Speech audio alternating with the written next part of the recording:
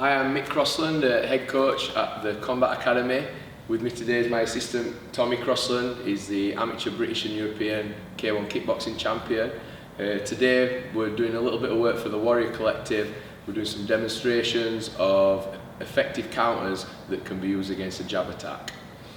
So the first one we're going to use, what we're going to do, we're going to try and time the forward momentum of the jab. As he comes forward, we're going to offset and redirect his jab, and we're going to try and switch his feet a little bit as well. So as he steps in, that's the position we're aiming for, slightly off the centre line. I've redirected his forward momentum, and then I'm just going to turn in to the body kick. So I'll show you from this side as well. As Tommy moves forward with the jab, I switch my feet to step off the centre line. I've redirected the jab. I don't want to reduce the momentum in any way. I want that to continue forwards, and then I'm going to let him walk into my lead leg body kick. So we'll do a couple of demos, one for one. We'll change angles each time so you can see how we drill it in training. So Tommy's going to lead with the jab. Then I'll lead with the jab. We're going one for one. And keep going back and forth.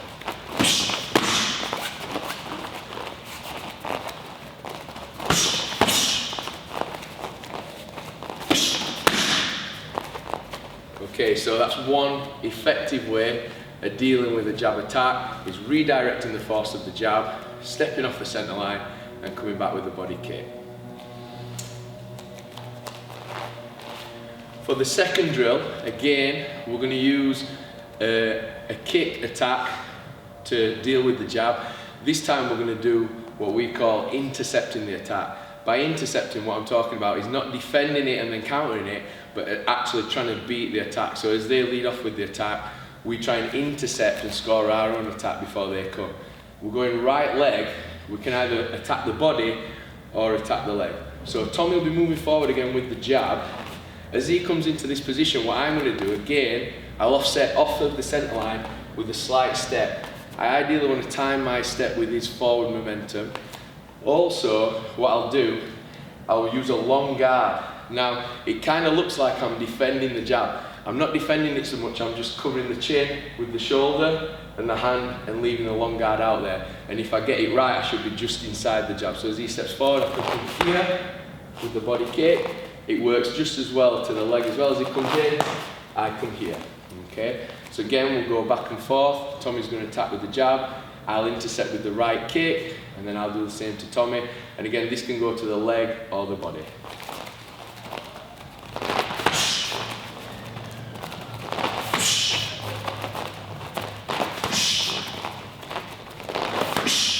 I'll show you from the different angle. As Tommy attacks, he moves forward. I'm stepping slightly out and coming underneath his jab, exposing that gap that he's created on the attack.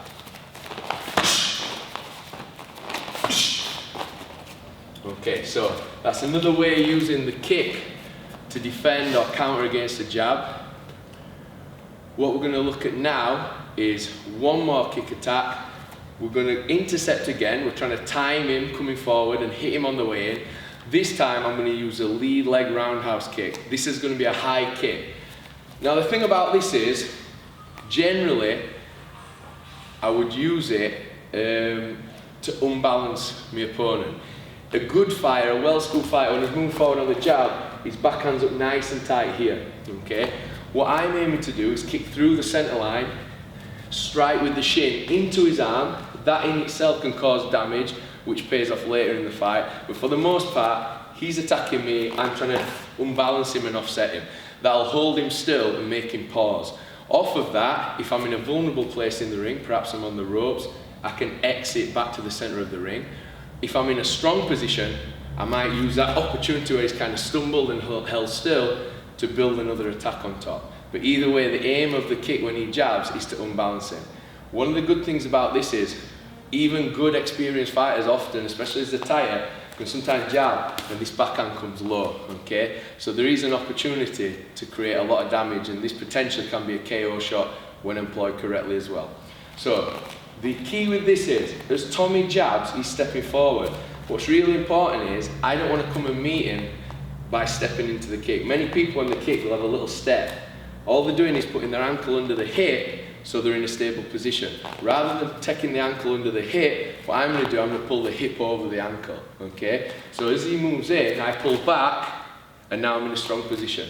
You can lean back slightly if they've got long arms, or slightly to the side. It's not the best way of doing the roundhouse kick, but it's the best way of doing it in response to a jab, okay? So as he moves forward, I pull back here, and what I'm going to do, the knee goes through the centre line, and I push the shin into his guard. So as he comes in, that's where we're at, okay? I'll show you from a different perspective. Tommy moves in, I pull back, and I work the kick into the guard. Again, like I said, if they've got, for any reason, they've got a low guard or they're a bit lax with their discipline, if there's a gap there, then this can be a very damaging shot. So I'll show you one for one a couple of times with the drill. Tommy's going to jab first, and then I'll jab. Tommy jabs, and I jab. Okay, so that's another kick counter to a jab attack. What we're going to look at now, we're going to look at utilising the knees. All of these counters are making use of the fact that generally attackers are moving forward as they're coming in with the jab. What we're going to try and do with the knee, I'm going to first of all take control of the arm. So I'll reach over the hand and I'm going to hook it here, okay? Simultaneously, much like we did with the lead leg body kick that we started with, I'm going to switch my feet. So as he moves forward, I hook the arm and switch my feet. From there, I'm going to move in. I need to ensure that I keep this hand here, controlling his arm, and I'll grab the head at the same time, and I'm going to move in with the body knee. Okay? So the jab comes forward, I hold my ground, reach over. Simultaneously, I'm going to reach over and switch and grab, and then from there, I move forward, and I score the knee to the body. So we're going to go one for one, again demonstrating this attack and defense. So Tommy moves in, and then I move in. Show you from a different angle. Tommy moves in, and then I move in. Okay. So that's the knee counter to the jab. The final one we're going to do, it's a little bit more fun. The thing about certain techniques is the high payoff techniques are very high risk. This is a high payoff technique, but it is high risk. If it goes wrong, you can be more vulnerable, but if it goes right, you're going to cause a lot of damage and get a lot of recognition and accolades if you can land this kind of shot. What we're going to do now is, again, we're going to time his forward momentum. This time, we're going to drop a turning side kick into the belly. What we're trying to do is use his boxing attack that creates the gap around the midsection to generate force and direct it into that gap with the turning side kick. This is a difficult technique to pull off. If you've got a really fast spin, you can do it from a nice strong position here. If you're a little bit slower with the spin, but you've seen your man likes to lead on boxing attacks a lot, what you can do is distract him up top with some feints and take like a side stance, which is going to make you spin quicker. They may use that as an opportunity to fire low kick attacks. Okay, we've got to be aware of that. So it's good to be light on the feet. So if you're in a side stance position and a low kick does come, you can't evade. Okay, so we need to be aware of that. It is a high risk maneuver, but when done properly, it's highly effective. Okay, so as Tommy comes in, what I'm going to do, I'm going to spin here. Okay, driving the heel ideally into the liver or just under the sternum here. Okay, so Tommy comes in and I spin. Okay. Another thing you can do, if the fighter you're against is coming in with very strong hands and he's always moving forward with his hands, it might be that if you don't quite land clear, or if your leg slips off, you're going to land in a position where he comes forward and you're here, and he's kind of intercepted you. One of the things that you can do to stay safe is to do what's called a retreating jump. Okay, so you're on the retreat and you're jumping away, and as you're doing that, you can stab the kick out. The benefits of this are that you've got more distance to regain your shape after the exchange, whether it's gone right or wrong, but also you can target the kick a little bit more because it gives you a little bit more space, more room and more opportunity to see. Okay, so on this one, as he comes in, we're going to jump away. I'm jumping away slightly, but I'm also using the momentum I generate by kicking Tommy, okay, to push me away.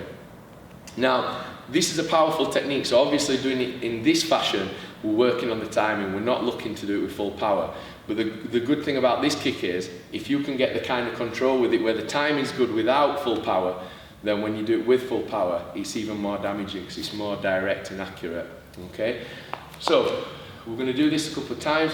Tommy's going to throw a few jabs at me. The first couple, I'll do the turning side kick, and the second, I'll add the jump on so you can see the difference between the two. So we're moving around, we've got good distance as he moves in. It's a nice fast spin. Okay? Show you one more time. Nice fast spin. If I want to move out of the way, if he's strong, if he's a bit bullish, he's moving in, he's pushing me back, and I'm a bit concerned about him ending up on top of me, I'll push away with it and retreat with a slight jump. So as he comes in, so I'm nice and far away. Okay, I'll show you again. Okay, so that's a jump turning side kick or turning side kick counter to the jab. Okay, so there's 5 different ways there of countering a jab attack. I'd like to thank you for watching this tutorial. I'd also like to thank the Warrior Collective for hosting us today. And I'd like to thank our sponsors, Sandeep, who support our gym. If you want any more information about what we do, the training we do, or you want to follow Tommy and what he gets up to, that kind of thing, you can visit us at thecombatacademy.org.uk. Thank you very much.